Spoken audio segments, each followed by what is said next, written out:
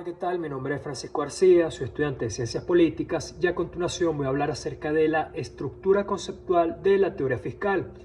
Hay que decir que esta es aquella rama de la economía que busca estudiar los efectos de las políticas gubernamentales en los ingresos y egresos de la nación. En pocas palabras, busca medir cómo influyen las políticas fiscales en las variables macroeconómicas de la nación, como pueden ser la estabilidad de los empleos o la estabilidad de los ingresos. Esta tiene tres enfoques. El primero de ellos es el enfoque clásico. Sostiene que los mercados económicos son autosuficientes, por lo tanto, la intervención del Estado tiene que reducirse al máximo en materia de seguridad, justicia o aquellos factores que no le competan al sector privado. Por otra parte está el enfoque keynesiano por John Keynes. Sostiene que la intervención del Estado es determinante en la economía y que en momentos de dificultades este tiene que intervenir. Por lo menos en las recesiones hay que aumentar el gasto público y reducir los impuestos. Y por otra parte está el enfoque marxista. Este está sustentado en la lucha de clases de Carlos Marx, donde siempre se dice que hay una clase social superior que domina y oprime a una clase social inferior, y en términos fiscales este sostenía que esta es una herramienta que debe utilizar el Estado para redistribuir la riqueza de la clase superior a las clases inferiores. Ahora, ¿cuáles son los elementos estructurales de la política fiscal? Son aquellos elementos que están entrelazados entre sí para generar efectos en la economía. ¿Cuáles son estos? El gasto público, el ingreso público, el déficit y el superávit final. ¿Qué es el gasto público? Son aquellas erogaciones que hace el Estado para poder financiar sus objetivos.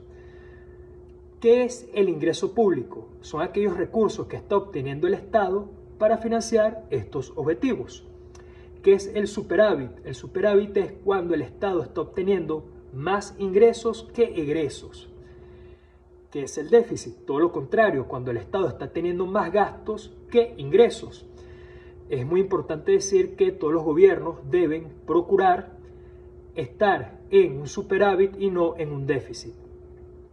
Ahora, ¿cuáles son los elementos definitorios del ingreso público y del gasto público?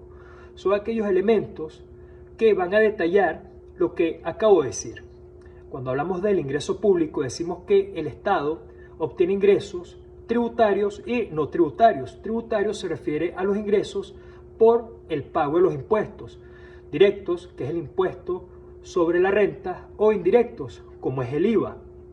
Y los impuestos no tributarios son aquellos, o los ingresos no tributarios son aquellos ingresos que obtiene el Estado no por medio de la tributación, siendo las rentas por propiedades, siendo tasas especiales, multas, bonos, entre otros.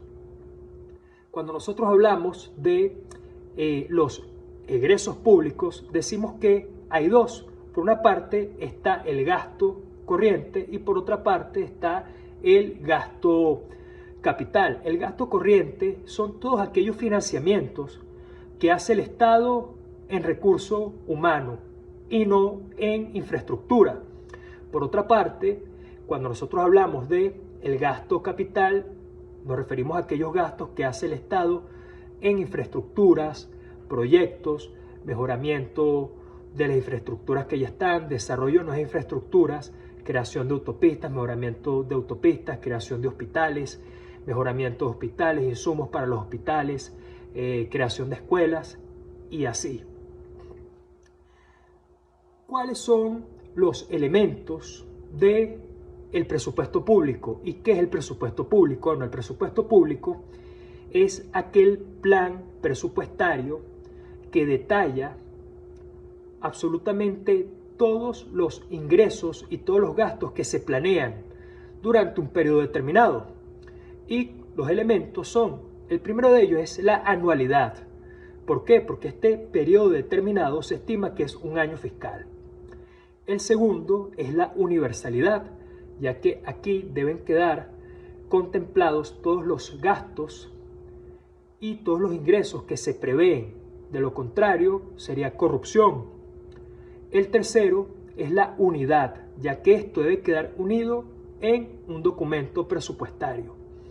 El cuarto es el equilibrio. Nuevamente, aquí tenemos que buscar el superávit y no el déficit. Es decir, este presupuesto tiene que buscar que los ingresos puedan cubrir los egresos.